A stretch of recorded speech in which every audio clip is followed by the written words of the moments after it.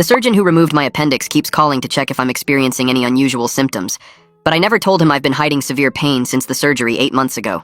Dr. Lowe removed my appendix last January during what he called a routine procedure. When I woke up, he seemed nervous and kept asking if everything felt normal. I lied and said yes because I wanted to go home. The truth is, my left side has been burning since that day, but I never mentioned it because I hate hospitals and didn't want more procedures. I've been taking leftover painkillers from my wisdom teeth removal and telling my wife Grace the pills are just vitamins. She believed me until last week when she found the empty bottles hidden in my gym bag. That's when everything started unraveling. Grace forced me to see our family doctor, who ordered a CT scan immediately. The radiologist took forever reviewing the images, then called in 2 other doctors to look. They kept pointing at something on the screen and whispering. Finally, they told me there was a surgical clip placed somewhere it shouldn't be, and some unusual scarring near my kidney. They asked who performed my appendectomy, and when I said Dr. Lowe at Regional Medical, they exchanged looks. The radiologist said I needed to get my surgical records immediately. At the hospital records department, the clerk got flustered when she pulled up my file. She said there was a discrepancy and needed to get her supervisor. The supervisor came out holding 2 different surgical reports with my name but different dates. One from January when I had my surgery, and another from 3 days later. The second report was signed by Dr. Lowe, but for a completely different patient named Roy, who was 73 years old. Somehow, both reports were filed under my patient number. The supervisor made copies of everything and kept apologizing, saying this never happens. When I got home, I compared both reports. My report said routine appendectomy with no complications. Roy's report described emergency surgery to repair a perforated bowel caused by accidentally nicking the intestine during an appendectomy 3 days prior. The dates lined up exactly. Roy had his appendix removed the same day as me. According to his report, Dr. Lowe had to go back in to fix his mistake. But here's what made my blood run cold. Roy's surgical report mentioned removing a damaged section near the left kidney that had been compromised by infection from the perforated bowel, the exact area where I've been having pain. I looked up Roy's full name from the report and found his obituary. He died 2 weeks after his second surgery from complications related to sepsis. His family had started a memorial fund for surgical safety awareness. His daughter Melissa ran the fund's website with a section about preventing medical errors. I reached out to Melissa pretending to be interested in donating. She told me her father went in for simple appendix removal, but the surgeon made an error that led to multiple organ failure. She said they considered legal action, but Dr. Lowe claimed Roy had underlying conditions that complicated the surgery. The hospital settled quietly with the family for an undisclosed amount. Melissa mentioned something odd, though. The hospital had initially given them the wrong surgical records with someone else's name. They had to fight for months to get Roy's actual files. She said the other patient was in their 30s and had surgery the same day. That was me. After talking to Melissa, I pulled up Dr. Lowe's surgery schedule from January. The hospital posts general schedules online for transparency. He had 3 appendectomies scheduled that day. Mine at 8 a.m., Roy's at noon, and another patient at 4 p.m. But the surgical notes in my file showed my procedure lasted 4 hours. A normal appendectomy takes maybe an hour. The timeline didn't make sense unless my surgery ran into complications he never documented. I started getting calls from Dr. Lowe's office 2 days after my CT scan. First, his nurse called saying the doctor wanted to schedule a follow-up to check on my healing. Then Dr. Lowe himself called 3 times, leaving messages about wanting to review my post-operative progress. His voice sounded strained.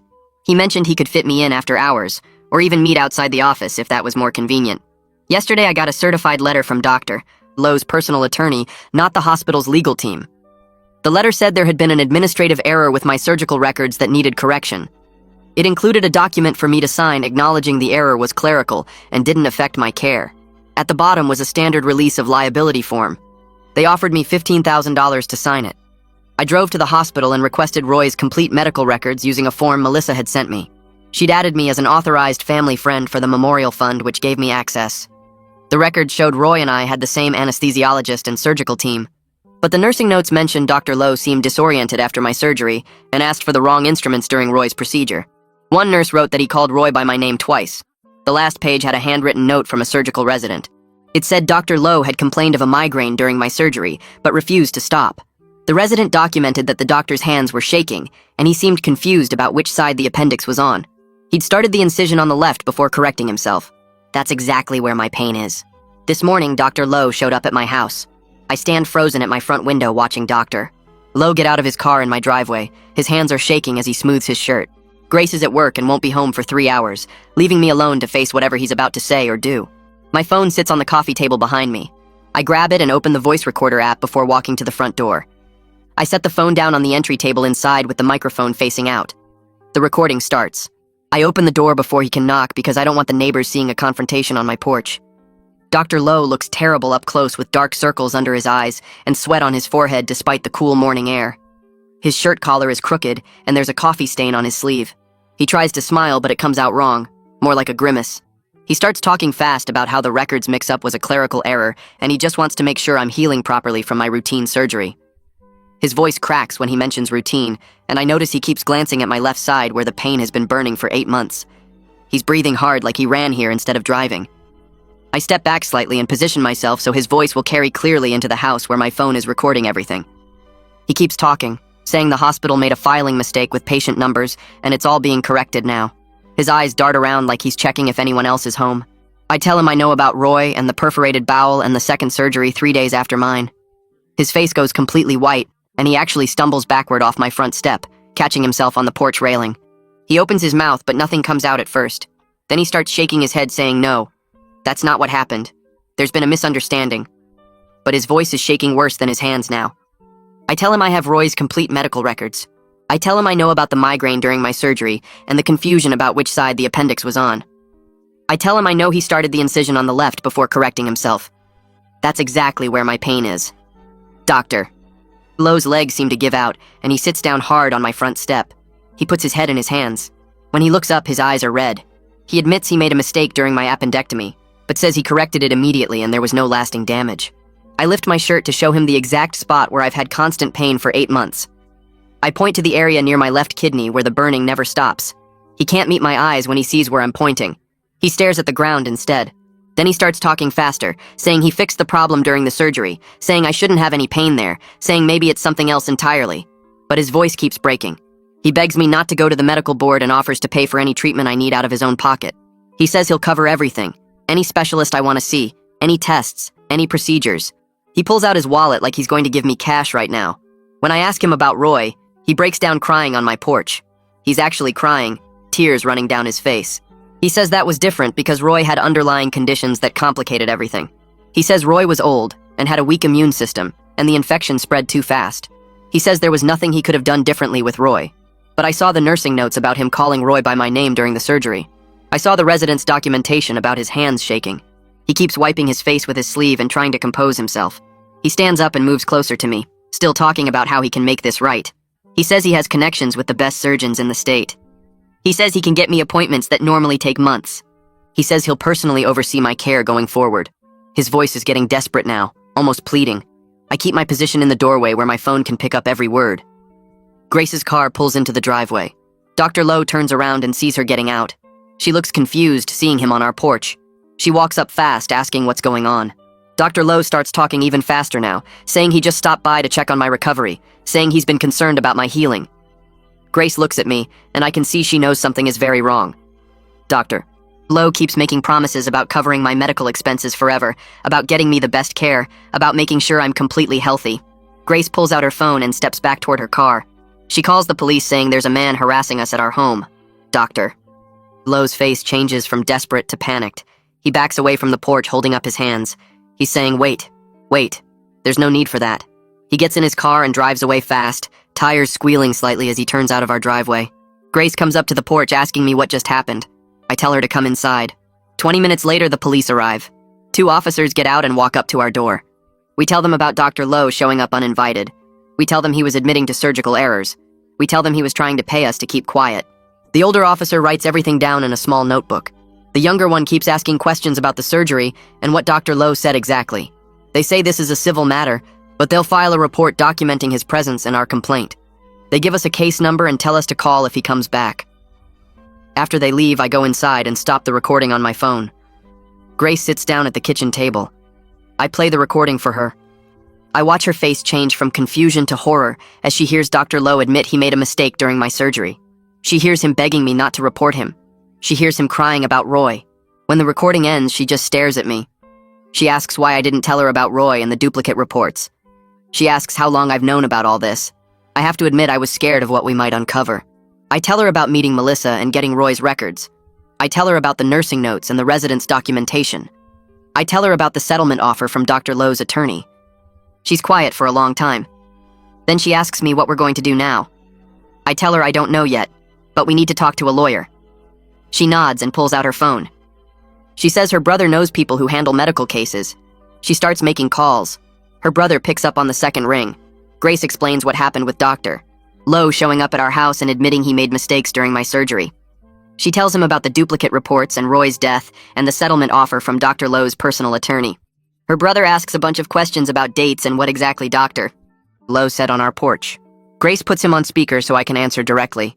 He listens to the recording I made and goes quiet for almost a minute. Then he tells us we need a medical malpractice attorney immediately because there are time limits on filing these kinds of claims. He says he knows 3 lawyers who handle these cases, and he'll text us their contact information right now.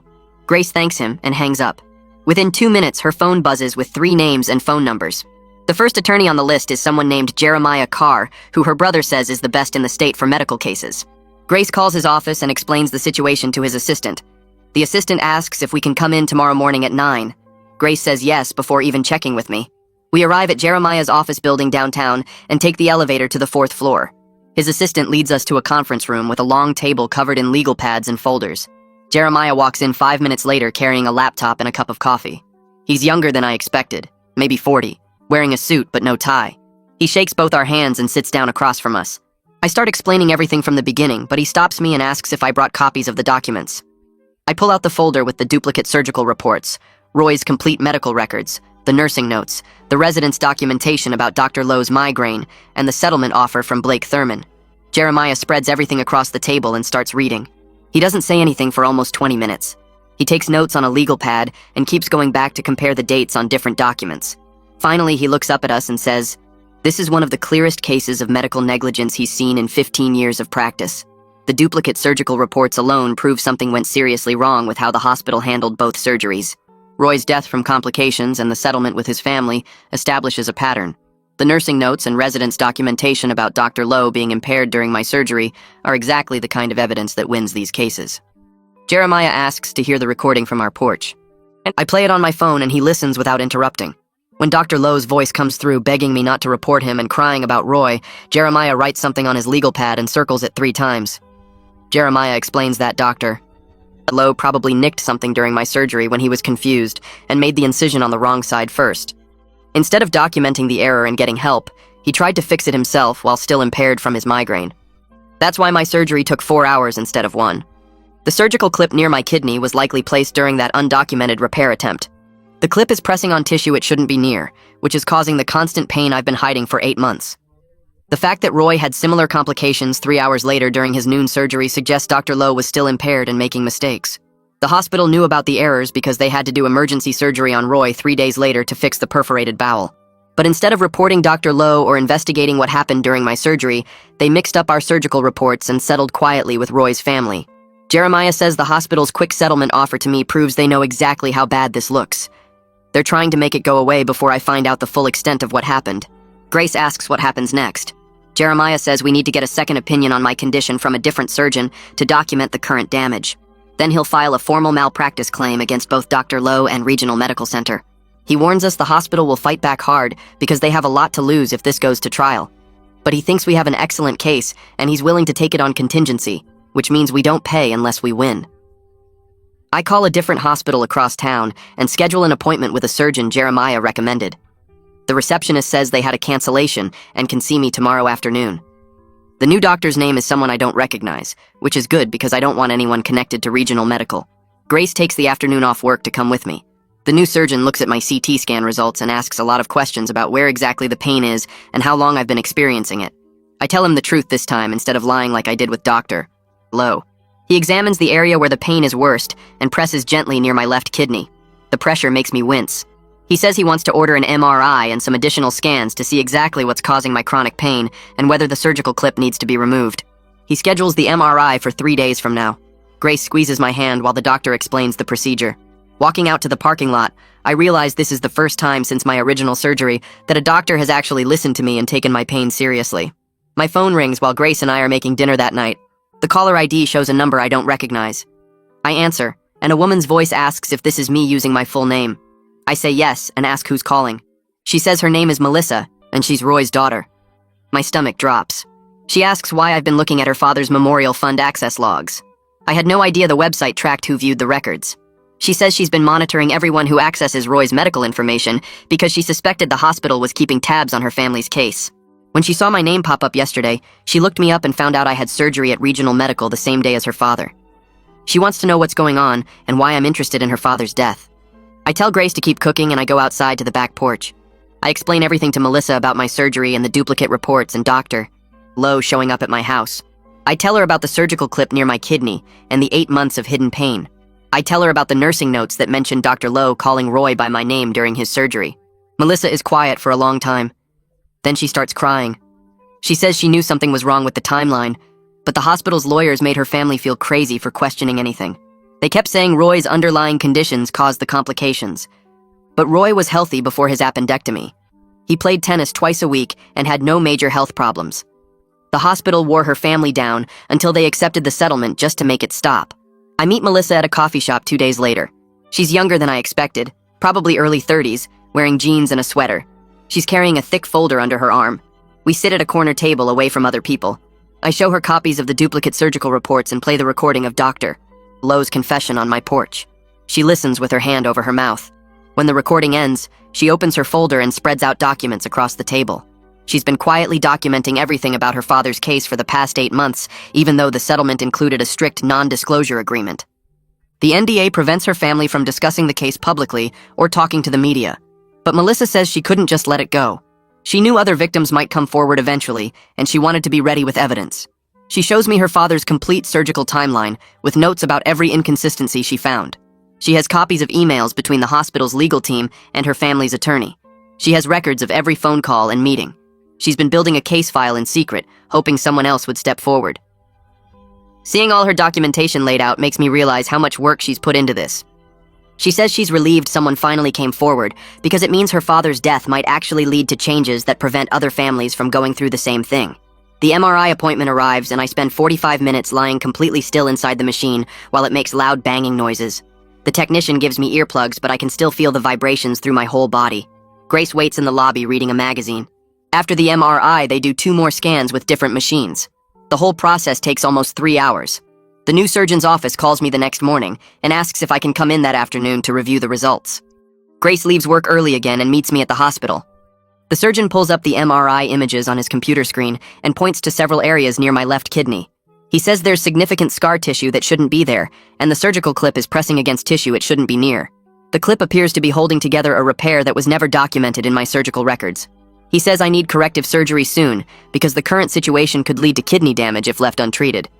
The scar tissue is already affecting kidney function, and the pressure from the clip is getting worse. He can schedule the surgery in about 3 weeks. Grace asks if waiting 3 weeks is safe, and he says yes, but we shouldn't delay longer than that. I sign the consent forms right there in his office. Jeremiah files the formal medical malpractice claim against Dr. Lowe and Regional Medical Center the next day. He calls me that evening to say the paperwork has been submitted to the court and served to both defendants. He warns me to expect contact from the hospital's legal team very soon. They'll try to settle before things escalate further. He's right. 2 days later, I get a call from an attorney representing Regional Medical Center. The attorney says they'd like to meet and discuss a resolution. His voice is smooth and professional, like he does this every day. He suggests we meet at the hospital's administrative offices tomorrow morning. I tell him I need to check with my attorney first. Jeremiah says he'll come with me to the meeting and tells me not to agree to anything without talking to him first. Grace takes time off work to come too, because she doesn't want me facing the hospital's lawyers without support. We arrive at Regional Medical Center and follow signs to the administrative wing. A receptionist leads us to a conference room with windows overlooking the parking lot. The hospital's attorney is already there with 2 other people in suits. Everyone shakes hands and sits down. The attorney starts by saying the hospital regrets any confusion about my surgical records and wants to resolve this matter quickly. He slides a document across the table. The offer is for $75,000 to settle immediately, with a non-disclosure agreement attached. The amount is significantly more than Dr. Lowe's personal offer of $15,000, but it still feels wrong. Jeremiah picks up the document and reads through it carefully. The NDA would prevent me from discussing my surgery or the settlement with anyone except immediate family. I couldn't talk to other potential victims or share information about what happened. Grace looks at me, and I can tell she's thinking the same thing I am. This is exactly what they did to Melissa's family. They're trying to bury the evidence and make sure no one else finds out about the pattern of negligence. Jeremiah leans back in his chair and taps the hospital's settlement document with his pen. He says the $75,000 offer is insulting, given what we've uncovered about Roy's death and the pattern of negligence. His voice is calm, but there's anger underneath when he explains that Roy died from the exact same kind of surgical error I survived. The hospital knows we have evidence of multiple cover-ups, including the duplicate surgical reports and the missing documentation about complications during my procedure. He tells us the quick settlement offer means they're scared of what a full investigation might reveal about how many other patients Dr. Lowe hurt. Grace squeezes my hand and asks what he thinks my case is actually worth. Jeremiah says with Roy's death establishing negligence and the documented cover-up of surgical errors, we're looking at significantly more than $75,000. He recommends we reject their offer and push for a complete audit of all Dr. Lowe's surgical cases from the past 3 years. The hospital will fight that hard because they know what we'll find. I leave Jeremiah's office with copies of everything we've discussed and drive straight to the hospital parking garage. I sit in my car for 20 minutes working up the courage to call the surgical resident whose name was on that handwritten note about Dr. Lowe's migraine. Her number is in the hospital directory as part of the surgical department contact list. When she answers, I tell her my name and that I was Dr. Lowe's patient last January. There's a long silence before she asks how I got her number. I explain I have copies of the surgical notes, including her documentation about Dr. Lowe's condition during my procedure. She says she can't talk about patient cases and starts to hang up. I tell her I know she wrote that Dr. Lowe was shaking and confused about which side my appendix was on. Another silence. Then she asks what I want. I say, I just want to understand what happened during my surgery and why I've been in pain for 8 months. She tells me she gets off shift at 7 and agrees to meet me at a coffee shop 3 blocks from the hospital. Grace texts asking where I am, and I tell her I'm running errands. I hate lying to her again after everything, but I need to hear what Valerie has to say before I involve Grace in more of this investigation. The coffee shop is nearly empty when I arrive at 7:15. Valerie walks in wearing scrubs with her hospital badge still clipped to her shirt. She looks younger than I expected, maybe 30, with dark circles under her eyes like she hasn't been sleeping well. She orders black coffee and sits across from me in a corner booth. I thank her for meeting me, and she immediately says she could lose her job for talking to me about Dr. Lowe. I slide copies of her surgical notes across the table and tell her I already have everything she documented. She stares at the papers and her hands start shaking. She says she's been carrying guilt about my surgery since the day it happened because she knew Dr. Lowe shouldn't have been operating. He complained about a severe migraine before we even started, and she could see he was disoriented when he scrubbed in. She asked the charge nurse if they should postpone, but Dr. Lowe refused because he was already behind on his surgical quota for the month. Valerie's voice drops to almost a whisper when she describes what happened in the operating room. She says Dr. Lowe's hands were shaking so badly the scrub nurse had to steady his wrist during the initial incision. He started cutting on my left side before the anesthesiologist reminded him the appendix is on the right. She documented everything in her notes because she was terrified something would go wrong. When the surgery took 4 hours instead of 1, she knew there had been complications Dr. Lowe wasn't admitting to. She filed her notes with the surgical records like she was supposed to, but the next day the chief of surgery called her into his office. He told her Dr. Lowe was an important surgeon who brought significant revenue to the hospital. He said her notes about the migraine and confusion were subjective observations that could damage Dr. Lowe's reputation unfairly. He strongly suggested she keep quiet about what she witnessed unless there was a formal investigation. She was only 6 months into her residency and terrified of losing her position, so she stayed silent. Now she looks at me with tears in her eyes and says she's sorry she didn't speak up sooner. I drive home feeling sick about what Valerie told me, but also relieved to finally understand why I've been in pain. Grace's car is already in the driveway when I pull up. I walk in expecting her to be making dinner, but instead she's sitting at the kitchen table with papers spread out in front of her. She looks up at me and asks where I've really been for the past 3 hours. My stomach drops because I can tell from her face she knows I've been lying. She holds up her phone showing a text from Melissa, asking if I got useful information from my meeting with the surgical resident. I forgot Melissa and I have been texting about the case, and Grace has access to my phone through our shared cloud account. Grace's voice is shaking when she asks why I'm still keeping secrets after everything we went through with the hidden painkillers. I try to explain I was just trying to protect her from more stress, but she cuts me off. She says she thought we were partners in this investigation, but I've been secretly meeting with Valerie and Melissa without telling her what I'm learning. Her eyes are red and I realize she's been crying. She asks if I'm ever going to trust her enough to include her in the important parts of my life, or if I'm always going to handle everything alone. I sit down across from Grace and tell her she's right. I apologize for meeting with Valerie without telling her and promise I won't keep anything from her anymore. She wipes her eyes and says she needs me to prove that with actions, not just words. I pull out all the notes from my meeting with Valerie and spread them on the table. I explain everything Valerie told me about Dr. Lowe's migraine, the shaking hands, the wrong side incision, and the chief of surgery ordering her to stay quiet. Grace reads through Valerie's documentation, and her face goes pale when she sees the part about Dr. Lowe starting the cut on the wrong side. She asks if that's why I have scarring on my left side where my appendix isn't even located. I nod and show her the part of Valerie's notes describing the 4-hour surgery that should have taken 1 hour. Grace puts her hand over her mouth and says she can't believe the hospital knew about all this and just covered it up. I tell her about Jeremiah's advice to reject the settlement and push for a full investigation. She agrees immediately and says we need to make sure no other patients go through what I did or what happened to Roy. 2 days later, Jeremiah calls saying someone from the hospital contacted his office asking to provide testimony. I put him on speaker so Grace can hear. Jeremiah says the anesthesiologist from my surgery reached out directly instead of going through the hospital's legal team. His name is Hiroshi Gupta, and he's retiring in 2 months. He told Jeremiah he's been waiting until his retirement was secure before speaking up about what happened during my procedure. Hiroshi wants to provide detailed testimony about Dr. Lowe's impaired condition and the concerns he raised during my surgery. Jeremiah sounds excited because having the anesthesiologist confirm everything Valerie documented will make our case much stronger. He's scheduled a meeting with Hiroshi for tomorrow afternoon and wants us to be there. Grace immediately says she's taking the afternoon off work because there's no way she's missing this meeting. We meet Hiroshi at Jeremiah's office the next day. He's an older man, maybe 65, with gray hair and a calm, professional manner. He shakes our hands and apologizes for not coming forward sooner. Then he sits down and confirms everything Valerie told me about Dr. Lowe being impaired during my surgery. Hiroshi says he raised concerns with the surgical team 3 separate times during the procedure. The first time was when Dr. Lowe's hands were shaking so badly during the initial incision. The second was when Dr. Lowe seemed confused about the surgical site. The third was 2 hours into what should have been a 1-hour surgery, when it became clear there were complications Dr. Lowe wasn't handling well. Each time Hiroshi recommended stopping the procedure and bringing in another surgeon. Each time Dr. Lowe overruled him and insisted he was fine to continue. Hiroshi documented all his objections in the anesthesia notes, which should be part of my complete medical record. He kept his own copies of everything because he was worried the hospital might try to make problems disappear. Jeremiah immediately requests my complete anesthesia records from the hospital through a formal legal demand. 3 days later, the hospital's attorney calls saying there's a problem with the records. Jeremiah puts the call on speaker in his office with me and Grace listening. The attorney claims my anesthesia notes were accidentally purged during a system upgrade 6 months ago.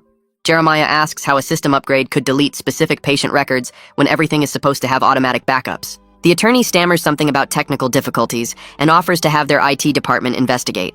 Jeremiah tells him not to bother, because we already have copies of the anesthesia notes directly from Hiroshi. There's dead silence on the phone before the attorney says he'll need to call back after consulting with his clients.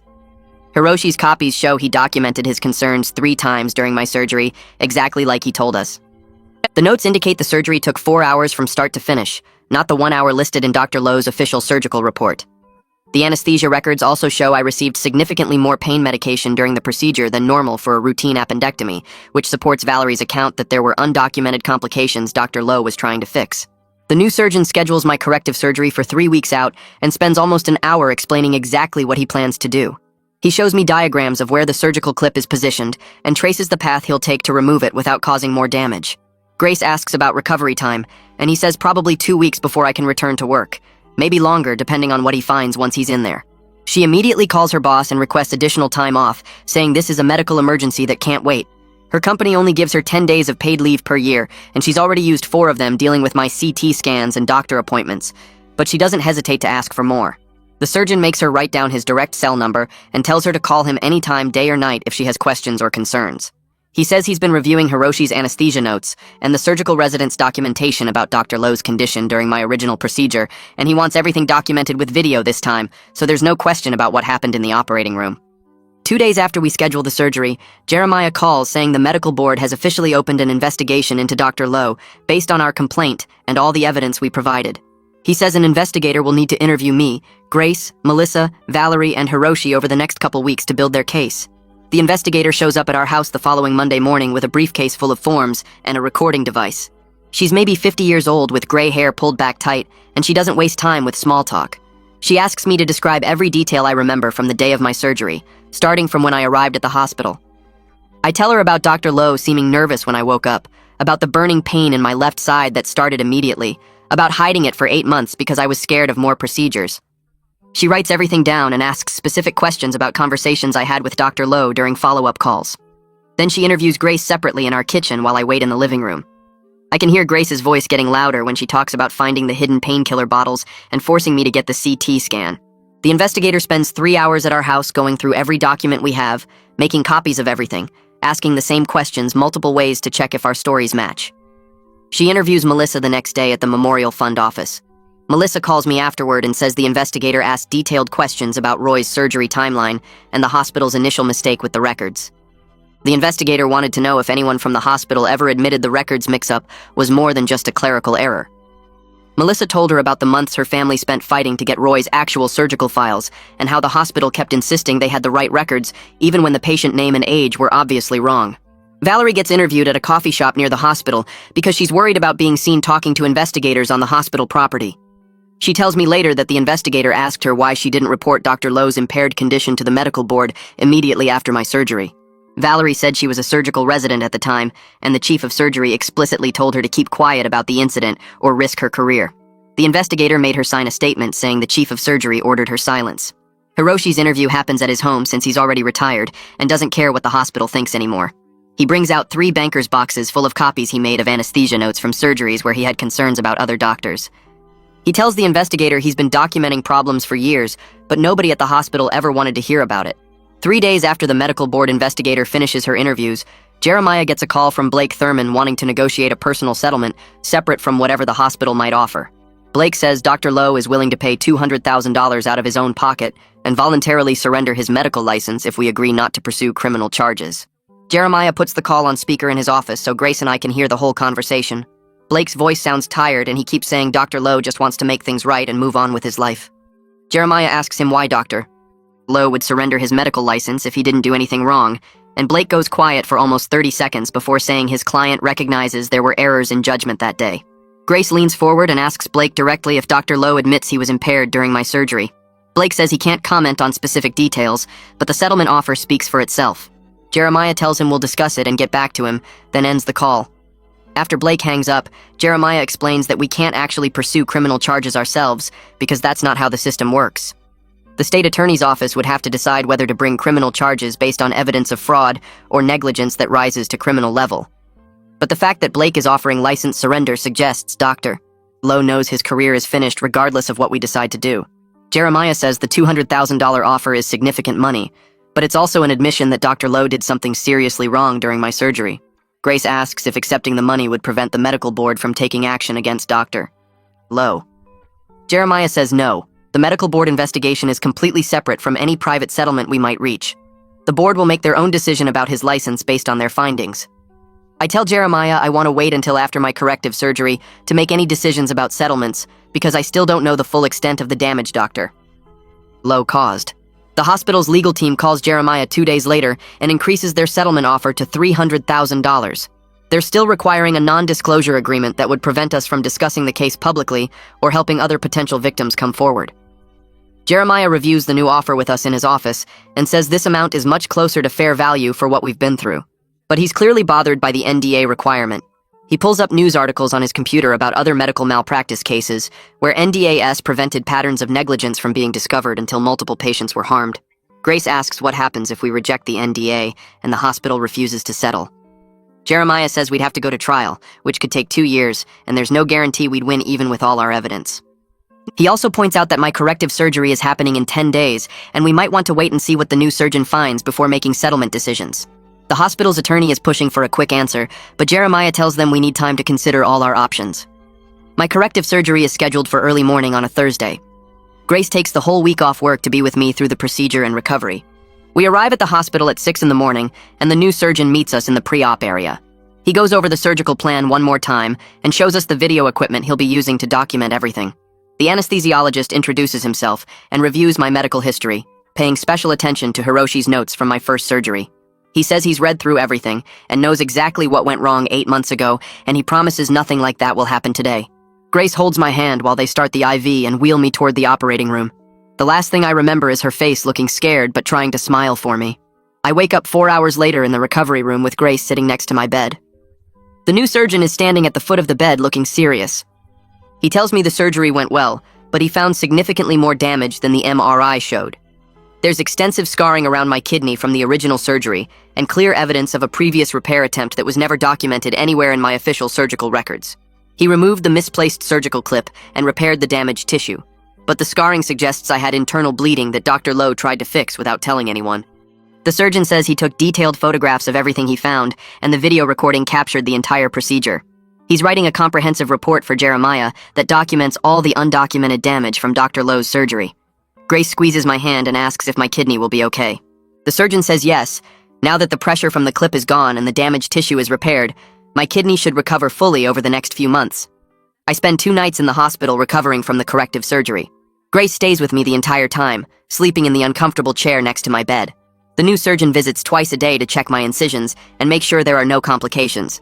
On the second day, he brings printed copies of the photographs he took during surgery. The images show thick scar tissue wrapped around my kidney and the surgical clip embedded in tissue where it absolutely should not have been. He points out areas of old damage that clearly resulted from bleeding that was stopped but never properly repaired. He says he's never seen a case quite like this where a surgeon caused damage, attempted a repair, and then documented none of it. He's sending his complete report with all the photographs to Jeremiah by the end of the week. While I'm still in the hospital recovering, Jeremiah calls Grace to say 2 more former patients of Dr. Lowe contacted his office after hearing about the medical board investigation. Both patients had complications from appendectomies performed by Dr. Lowe within the past 2 years. Both were offered quick settlements with non-disclosure agreements that prevented them from discussing their cases or warning other patients. One of them ended up needing a second surgery to fix problems from Dr. Lowe's original procedure, just like Roy did. The other patient has chronic pain similar to what I experienced, but was told by Dr. Lowe that it was normal post-surgical discomfort that would eventually go away. Jeremiah says these new cases establish a clear pattern of negligence and cover-ups. He's documenting everything and plans to share the information with the medical board investigator. Grace spends hours on her laptop researching Dr. Lowe's surgical history while I'm sleeping off the pain medication. She finds public records of malpractice settlements and uses the information from Jeremiah's new clients to search for similar cases. What she discovers makes her actually gasp out loud, which wakes me up. Dr. Lowe has had an unusually high complication rate for routine procedures over the past 3 years compared to other surgeons at Regional Medical. She finds records of at least 6 settlements in cases involving his surgeries, though the details are sealed because of the NDAs. She also discovers that his surgical volume increased dramatically 3 years ago when the hospital promoted him to head of general surgery. The higher volume meant more revenue for the hospital, which probably explains why they didn't look too closely at his complication rate. Grace prints out everything she finds and adds it to the growing file of evidence we're building against Dr. Lowe and the hospital. The medical board investigator calls Jeremiah on my 3rd day home from the hospital. She says they've found evidence of multiple unreported complications in Dr. Lowe's surgical cases going back at least 3 years. The hospital knew about the pattern because their internal quality review board flagged his cases twice for having complication rates above normal ranges. But instead of restricting his surgical privileges or requiring additional oversight, the hospital allowed him to continue operating because he was bringing in significant revenue from his high surgery volume. The investigator found internal emails where hospital administrators discussed Dr. Lowe's complication rate and decided the settlements were cheaper than losing his surgical income. She says this information changes everything, because it shows the hospital actively chose profit over patient safety. Jeremiah asks if this means criminal charges are possible. The investigator says she's referring her findings to the state attorney's office for review, and they'll decide whether the evidence supports criminal fraud charges against both Dr. Lowe and hospital administrators. Melissa calls me 2 days after her conversation with Jeremiah's investigator. Her voice sounds different from before, stronger and more determined. She tells me her family held an emergency meeting with their attorney about the NDA they signed when they settled Roy's case. Their lawyer reviewed all the documents and discovered something important in the fine print. The hospital's settlement agreement included a clause requiring them to disclose any known pattern of similar incidents, and they never mentioned the other victims or Dr. Lowe's history of complications. Their attorney argues this means the hospital committed fraud when they negotiated the original settlement, which makes the entire NDA invalid and unenforceable. Melissa says her family voted unanimously to go public with Roy's case despite the risks. They're holding a press conference next week to share what happened to her father and how the hospital tried to hide the truth. She asks if I want to be there, but I tell her I need to check with Jeremiah first about how this affects my case. Grace sits next to me on the couch while I relay everything Melissa said. She grabs my hand and squeezes it hard, and I can feel her shaking with anger about how many people the hospital hurt while hiding behind legal agreements. I call Jeremiah immediately, and he answers on the first ring. Before I can explain why I'm calling, he tells me a reporter from the local news station contacted his office this morning, asking questions about Dr. Low and Regional Medical's surgical complication rates. The reporter somehow found out about the medical board investigation and wants to interview victims who are willing to speak on camera. Jeremiah says the reporter specifically mentioned my name, which means someone leaked information about my case to the media. He advises me to decline any interview requests until after we settle with the hospital, because talking publicly could complicate negotiations and potentially reduce our settlement amount. I tell him about Melissa's family breaking their NDA and going public next week. Jeremiah goes quiet for a long moment, then says, "This changes everything about our timeline and strategy. If Melissa's family goes public first, the hospital will panic and might offer us a better settlement to prevent more victims from coming forward. But if I give an interview before we settle, the hospital might dig in and refuse to negotiate, forcing us into a long trial that could take years." I ask him what he thinks I should do, and he says the smart move legally is to stay quiet and let Melissa's family take the lead while we negotiate behind the scenes. But he also says he understands if I feel obligated to warn other patients about Dr. Lowe, even if it costs me money in the settlement. Grace takes the phone from me and asks Jeremiah directly whether speaking out would hurt our case. He tells her it depends on how the hospital reacts, but most likely they would see it as a hostile act and become less willing to settle quickly. She thanks him and hangs up, then looks at me with tears in her eyes. She says she wants justice for what happened to me, but she also wants to make sure no one else gets hurt by Dr. Lowe. We both know we're stuck between protecting ourselves financially and doing what might help other victims. The hospital's legal team calls Jeremiah the morning after Melissa's family announces their press conference. He puts them on speaker so Grace and I can listen from his office. The lead attorney sounds frantic and keeps talking over herself about wanting to resolve my case quickly before things escalate further. She offers us $500,000 with no NDA requirement, which is almost double their previous offer. The only condition is that we settle within 48 hours before Melissa's press conference happens. Jeremiah asks why they're suddenly so generous, and the attorney admits they're concerned about media attention bringing more victims forward. She says the hospital wants to demonstrate good faith by settling fairly with victims who were harmed, and they're willing to pay significantly more to avoid a public trial. Jeremiah tells them we need time to discuss the offer, and he'll call back tomorrow with our answer. After he hangs up, he leans back in his chair and lets out a long breath. He says this is an excellent settlement that would cover all my medical expenses, compensate us for what we've been through, and still allow us to speak publicly about our experience if we choose. The lack of an NDA means we wouldn't be silenced like Roy's family was. But he also warns us that accepting any settlement means giving up our right to a trial, which would expose everything publicly and potentially lead to criminal charges against hospital administrators. Grace and I spend the entire evening sitting at our kitchen table, discussing whether to accept the settlement or push for a trial. She makes a list of pros and cons on a legal pad, writing down every argument we can think of on both sides. The money would be life-changing for us and would cover the costs of my corrective surgery, plus compensate us for the 8 months of pain I endured. We could pay off our mortgage and finally take the vacation we've been planning for years. But a trial might prevent future victims by forcing the hospital to admit publicly what they did and how they covered it up. Grace keeps coming back to the fact that Dr. Lowe is still operating on patients right now, while the medical board investigation continues. She worries that accepting a settlement and moving on with our lives means abandoning other people who might get hurt.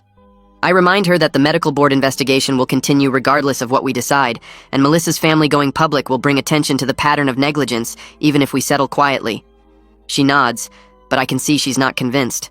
We talk in circles for hours without reaching a decision, both of us feeling the weight of choosing between our own financial security and potentially helping strangers we'll never meet. Jeremiah calls us the next morning to discuss the settlement offer one final time before we give the hospital our answer. He walks us through what a trial would actually involve, explaining that it could take 2 to 3 years to reach a courtroom, and there's no guarantee we would win or get a better outcome than the current offer. The hospital has unlimited resources to drag out litigation, and trials are emotionally exhausting for everyone involved. He points out that my corrective surgery was successful and I'm healing well, which weakens our case for ongoing damages. A jury might award us less than $500,000 if they decide my injuries weren't severe enough to justify a larger amount. He also reminds us that the medical board investigation will continue regardless of our settlement, which means the systemic issues at Regional Medical will still be addressed through that process. His professional recommendation is to accept the settlement because it's a fair amount that compensates us adequately without the risk and stress of a multi-year trial. Grace asks him point blank if he thinks we're selling out by taking the money instead of fighting publicly. Jeremiah says that's a personal question only we can answer, but from a legal standpoint, we've already accomplished something important by forcing the hospital to acknowledge their negligence and pay for what they did. Sometimes the practical choice is also the right choice, even if it doesn't feel as satisfying as a dramatic courtroom victory. We accept the $500,000 settlement with no NDA requirement. Jeremiah handles all the paperwork and negotiations with the hospital's legal team over the next week. The settlement agreement includes language requiring regional medical to implement new surgical safety protocols and oversight procedures for surgeons with high complication rates. They also agree to mandatory reporting of surgical errors to the medical board within 24 hours, which should prevent future cover-ups like what happened with Dr. Lowe. Grace reads every page of the settlement documents twice before we sign them, making sure there are no hidden clauses that would prevent us from speaking about our experience. The hospital transfers the money into our account 3 days after we sign, and seeing that amount in our bank balance feels surreal after everything we've been through. We don't celebrate because it doesn't feel like a victory, just the end of a nightmare that shouldn't have happened in the first place. Melissa calls to congratulate us on the settlement and says her family's press conference generated significant media attention that probably helped push the hospital to settle with us quickly. She invites us to speak at a patient safety conference she's organizing next month, and I tell her we'll think about it. The state medical board suspends Dr. Lowe's license 2 weeks after we settle our case. Jeremiah forwards me the official notification from the board, explaining that their investigation uncovered enough evidence of negligence and falsified records to warrant immediate suspension pending a full hearing. The board found at least 8 cases over the past 3 years where Dr. Lowe performed surgeries while impaired or made errors that he failed to document properly. They also discovered he falsified surgical reports on multiple occasions to hide complications from patients and hospital administrators. The suspension means he cannot perform any surgeries or treat patients until the board completes their hearing process, which could take several months.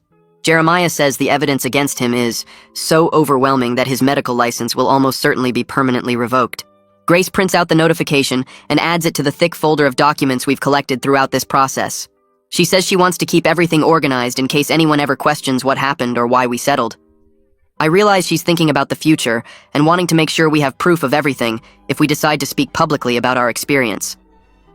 A reporter from the local news station contacts me directly 3 days after Dr. Lowe's suspension becomes public. She leaves a voicemail asking if I would be willing to give an on-camera interview about my experience with Dr. Lowe and how the hospital handled my case. Jeremiah already gave me permission to speak to the media now that our settlement is finalized, but I'm nervous about going on television and sharing such personal details about my medical situation. Grace encourages me to do the interview, saying it might help other victims feel less alone and could pressure the hospital to take their new safety protocols seriously. I call the reporter back and agree to an interview, as long as I can focus on the importance of patients speaking up about complications rather than dwelling on graphic medical details. She seems relieved and professional, promising to keep the interview focused on patient advocacy and safety awareness. We schedule the interview for the following week at a neutral location downtown. Melissa agrees to appear in the same news segment to talk about her father's case, which makes me feel less alone in sharing my story. The reporter says she's also interviewing a patient safety expert who will provide context about how common these situations are and what systemic changes are needed. The interview airs on the evening news 2 weeks later, and Grace and I watch it together on our couch with our hands clasped tight. Seeing myself on television talking about hiding pain for 8 months and discovering the truth about Dr. Lowe feels strange and exposing. But the reporter edited the segment well, focusing on my message about not accepting quick settlements that hide patterns of negligence and the importance of patients trusting their instincts when something feels wrong. Melissa's portion about her father is heartbreaking and powerful, and several times during the broadcast, I have to pause and breathe deeply to keep from crying. The patient safety expert explains that medical errors are far more common than most people realize, and non-disclosure agreements prevent victims from warning others about dangerous doctors and hospitals. Within an hour of the broadcast ending, 3 people contact Jeremiah's office saying they were former patients of Dr. Lowe who had complications from routine surgeries. All 3 were offered settlements with NDAs that prevented them from speaking about what happened. Jeremiah takes their information and promises to review their cases, though he warns them that the statute of limitations might have expired on some claims. Grace gets a text from Melissa saying the Memorial Fund's website crashed from too much traffic after the news segment aired. Apparently, hundreds of people are trying to access information about surgical safety and how to report medical errors. Regional Medical places their chief of surgery on administrative leave the day after our news interview airs.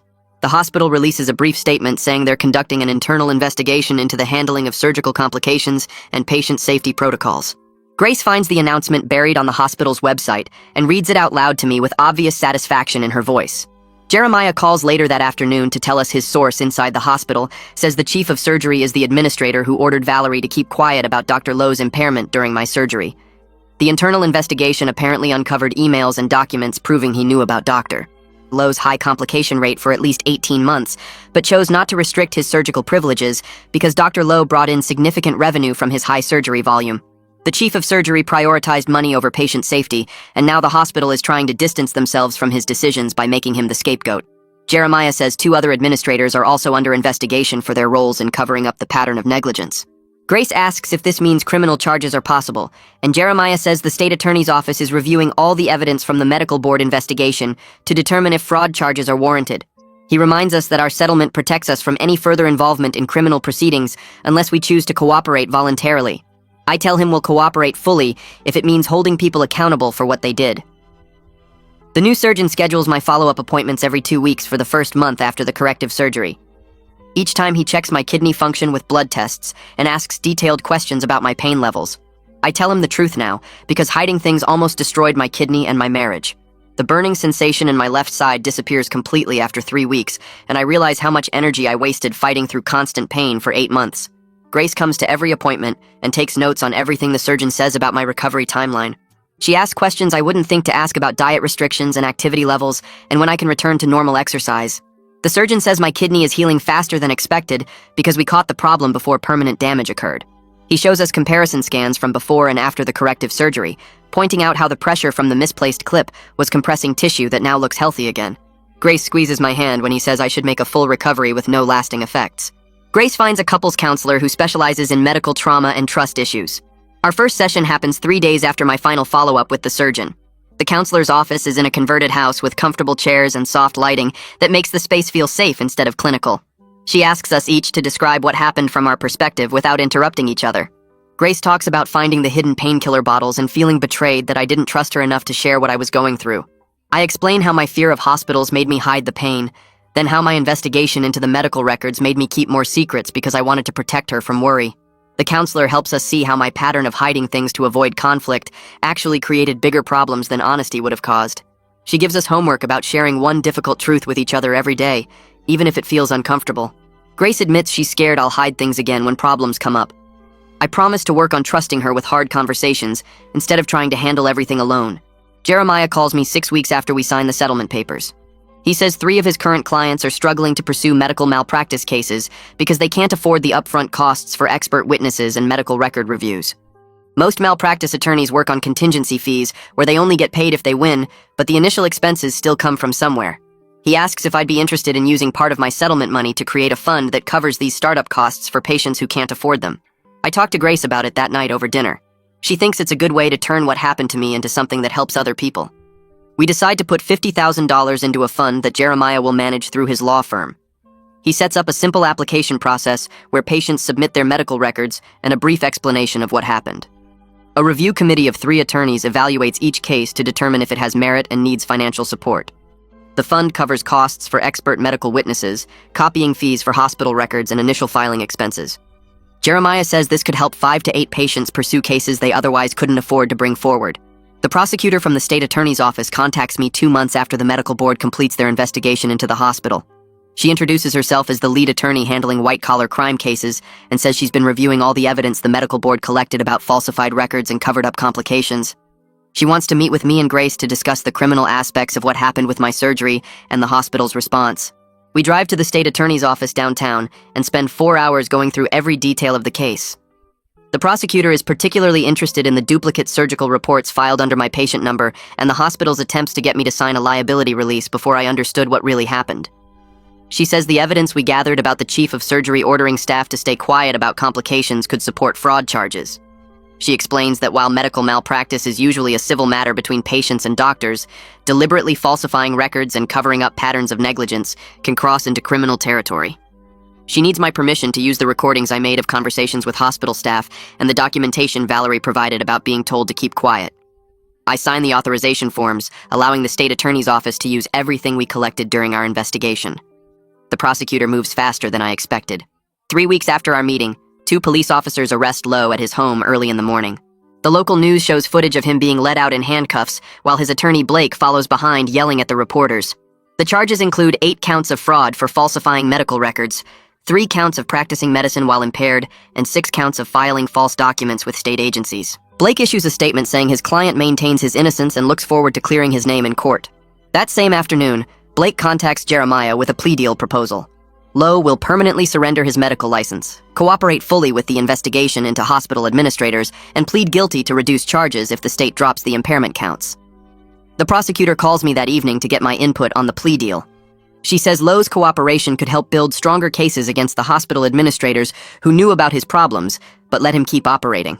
I tell her I care more about preventing future victims than punishing Lowe specifically, so if his testimony helps expose the system that protected him, I support the deal.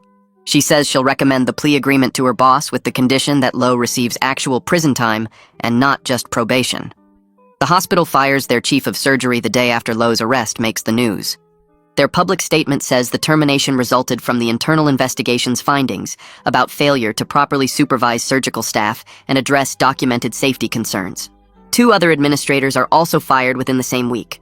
One was the risk management director who handled settlement negotiations and insisted on non-disclosure agreements for every case. The other was the medical director who signed off on Lowe's surgical privileges despite multiple complaints from nursing staff about his behavior in the operating room. Jeremiah gets copies of their termination letters through discovery requests in ongoing cases against the hospital. The letters reference specific emails and meeting notes where these administrators discussed Lowe's high complication rate, but decided not to restrict his surgery schedule because he generated significant revenue for the hospital.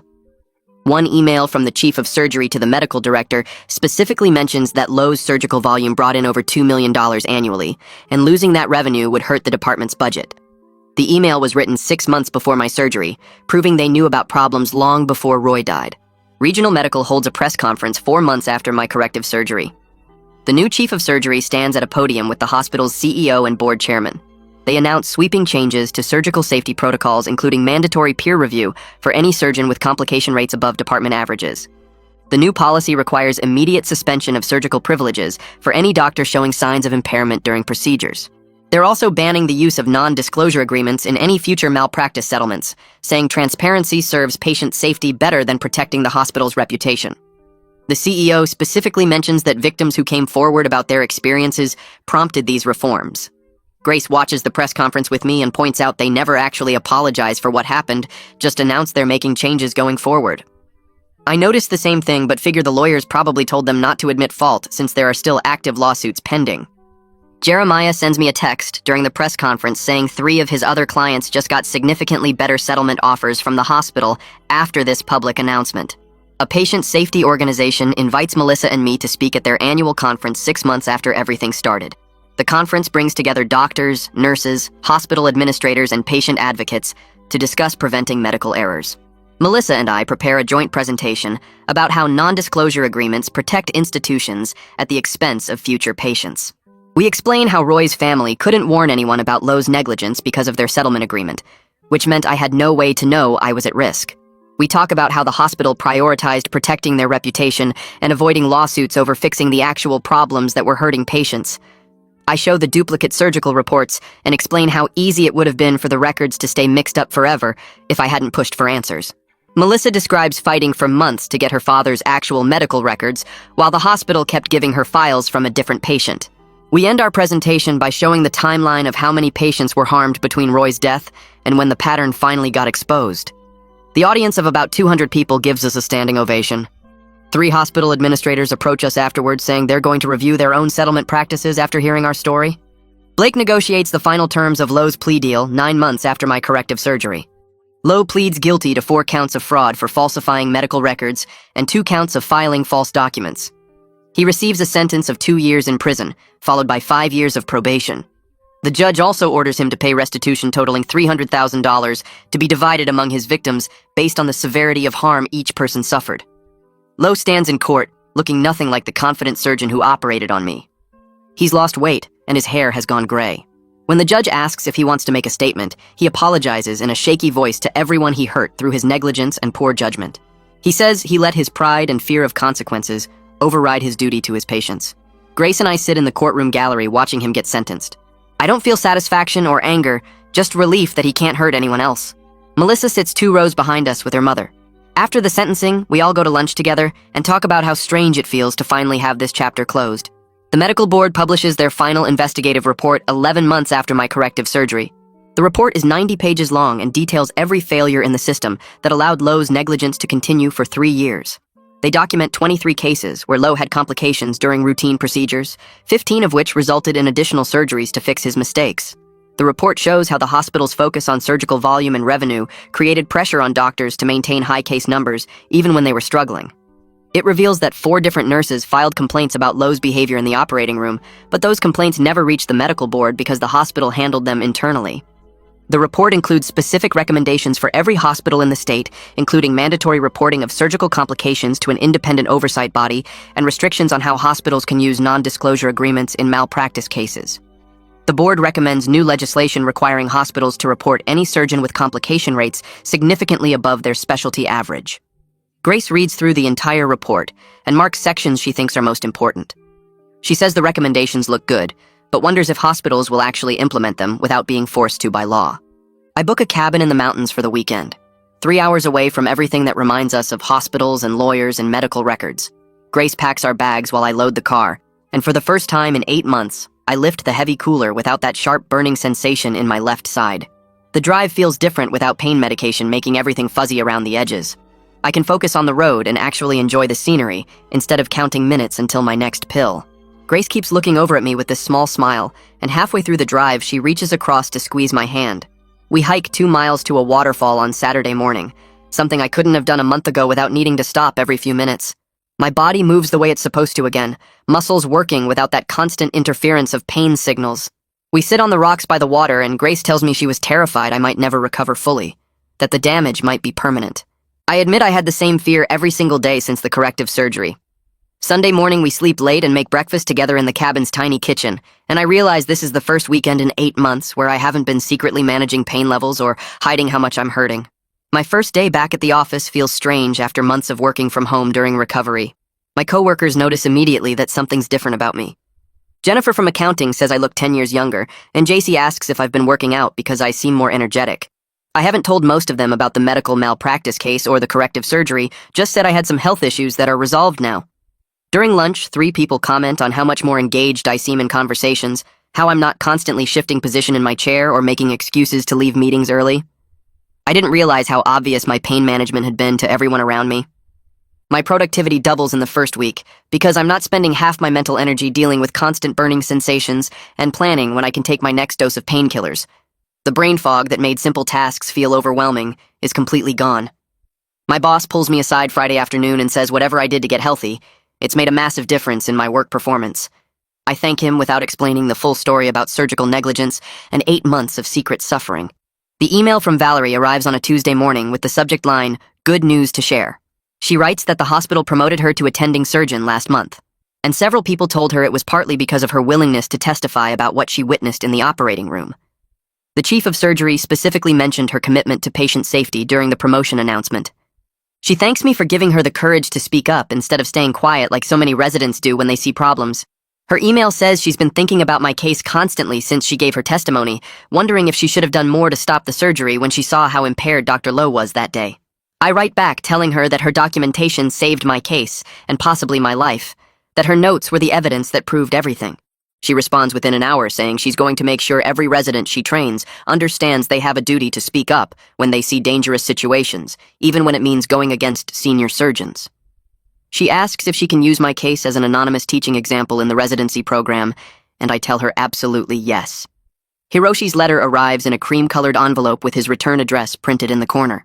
The handwriting is shaky but careful, and he starts by saying he's writing this during his final week of practice before retirement. He explains that testifying about Dr. Lowe's impairment during my surgery was the most important thing he did in his last months as an anesthesiologist. The letter describes how he's watched dangerous situations unfold in operating rooms throughout his career, and too often he stayed silent because speaking up seemed too risky for his position. He writes that medical professionals protect each other instead of protecting patients, and it's a systemic problem that destroys lives. His testimony about my case was his way of finally doing what he should have been doing all along. The letter ends with him saying he's glad he could help expose the negligence before he left the profession, and he hopes other doctors will find the courage to speak up earlier in their careers instead of waiting until retirement like he did. I keep the letter in my desk drawer and reread it whenever I need a reminder that some people in the medical system are trying to do the right thing. The Victim Assistance Fund has processed applications from 6 patients in the 3 months since I set it up. 3 of those cases have already settled successfully, with the fund covering expert witness fees and medical record retrieval costs that the patients couldn't afford up front. A woman named Susan sends me a thank you card saying the fund made it possible for her to pursue a case against the surgeon who left a sponge inside her during a routine procedure. Without help covering the initial legal expenses, she would have given up because she couldn't risk losing money her family needed for bills. Her settlement covered her corrective surgery and ongoing medical treatment. Another patient named Thomas emails to say the fund helped him hire the expert witnesses who proved his surgeon operated on the wrong knee, and his case settled for enough money to pay for the revision surgery he needs. The fund administrator sends me quarterly reports showing how many patients have applied and how many cases have moved forward because of the financial support. Seeing these results makes me feel like something good came from everything I went through with Dr. Lowe. Our final couples counseling session happens on a Thursday evening 6 months after we started. The therapist reviews how far we've come from that first session, when Grace was furious about all the secrets I'd kept and I was defensive about my reasons for hiding everything. She points out that we've learned to communicate about difficult topics instead of avoiding them, and we've built new patterns for handling stress together instead of separately. The therapist says she's seen couples face this kind of crisis, and it either destroys their marriage or makes it stronger than it ever was before. She tells us we're clearly in the latter category. Grace squeezes my hand and says she feels like we're actually partners now, instead of 2 people living parallel lives. I admit that being forced to trust her with the truth about my pain in the investigation was terrifying at first, but now I can't imagine going through any of it alone. The therapist gives us some maintenance strategies for keeping our communication strong, and tells us we can always come back if we need support in the future. Walking out of her office, Grace says she's proud of us for doing the hard work instead of letting everything fall apart. Melissa calls me on a Saturday afternoon sounding excited and slightly overwhelmed. Her family's settlement money allowed them to expand Roy's memorial fund into a full nonprofit organization with a board of directors and paid staff. They're focusing on surgical safety advocacy and pushing for transparency in medical error reporting across the state. She asks if I'll join their advisory board to help guide their advocacy work, and I agree immediately. The first board meeting happens 2 weeks later in a conference room they're renting downtown. Melissa's mother is there along with 2 other families who lost relatives to surgical errors. We spend 3 hours discussing legislative priorities and public awareness campaigns. The organization plans to publish an annual report on surgical complication rates at every hospital in the state, using public records requests to gather data that hospitals usually keep hidden. Melissa wants to create a patient advocacy hotline where people can report concerns about their surgeries and get connected with resources. I volunteer to help develop educational materials about recognizing signs of surgical negligence and understanding your rights as a patient. Leaving that meeting, I feel like Roy's death is leading to real systemic changes that will protect other patients. The state legislator contacts our advocacy group through the nonprofit's website. Her email explains that she's been following the news coverage of Dr. Lowe's case and wants to sponsor a bill banning NDAs in medical malpractice settlements statewide. She asks if our organization can help draft legislation that balances patient privacy rights with the need to identify dangerous patterns of negligence. Melissa sets up a meeting at the legislator's office for the following week. We bring examples of how NDAs prevented Roy's family and other victims from warning people about Dr. Lowe's pattern of errors. The legislator takes detailed notes and asks her staff attorney to start drafting bill language. Over the next 2 months, we exchange multiple versions of the proposed legislation, refining the language to close loopholes that hospitals might use. The bill requires hospitals to report settlement patterns to the medical board and prohibits NDAs that prevent patients from discussing their medical care. Hospitals can still protect proprietary business information, but they can't silence patients about what happened in the operating room. The legislator introduces the bill in committee and invites me to testify about my experience. The bill passes the state Senate by a vote of 32 to 8 6 months after my corrective surgery. The House of Representatives approves it 3 weeks later, with only minor amendments. Melissa and I attend the signing ceremony at the state capitol, where the governor adds the new law to the books with reporters and cameras recording everything. The governor mentions Roy's case specifically and talks about how transparency in medical error reporting will save lives by identifying dangerous surgeons before they hurt more patients. The law takes effect in 90 days, giving hospitals time to update their settlement procedures and notify the medical board about existing patterns. Melissa's mother cries during the ceremony, and afterward she tells me this is what Roy would have wanted his death to mean. The advocacy organization publishes a press release explaining how the new law will work and encouraging patients to report surgical complications without fear of being silenced. Several other states contact us, asking for copies of the legislation so they can introduce similar bills. The letter arrives in my mailbox on a Tuesday with a return address I don't recognize. Inside is a handwritten note from a woman named Sarah, who saw my news interview about the medical malpractice case. She writes that watching me speak publicly about what happened gave her the courage to pursue her own case against a surgeon who made errors during her gallbladder removal. She had been terrified to come forward because the surgeon was well respected and she thought no one would believe her. My willingness to tell my story made her realize she wasn't alone and that speaking up was worth the risk. Her case just settled for enough money to cover the ongoing medical treatment she needs for the complications from her botched surgery. She thanks me for being brave enough to go public when I could have just taken the settlement money and stayed quiet. The letter ends with her saying she's going to use part of her settlement to help other victims find attorneys and medical experts. I add her letter to the folder where I keep Hiroshi's letter and Valerie's emails, reminders that telling the truth about what happened created ripples that reached farther than I expected. Grace and I sit at the kitchen table one Saturday morning looking at our bank account balance with the settlement money finally deposited. She suggests we could finally do the home renovation we've talked about for years, maybe turn the cramped kitchen into something we actually enjoy cooking in, and fix the leaky bathroom that's been driving us crazy since we moved in. I agree immediately, because we need something positive to focus on after everything we've been through with the legal battles and medical procedures. We hire a contractor the following week and spend evenings picking out tile samples and cabinet colors, arguing good-naturedly about whether we should go with white subway tile or the gray hexagon pattern Grace loves. The construction noise and dust become our new normal for 3 months, but watching the house transform into the space we've always wanted gives us something to be excited about together instead of just stressed and angry about medical negligence. 2 years after my original surgery, I stand in our renovated kitchen making coffee and realize the burning pain in my left side is completely gone and hasn't come back. My latest checkup showed no kidney damage, and my doctor says I'm as healthy as someone who never had complications at all. Grace and I are stronger than we were before this nightmare started, because we learned to communicate about hard things instead of me hiding problems until they explode.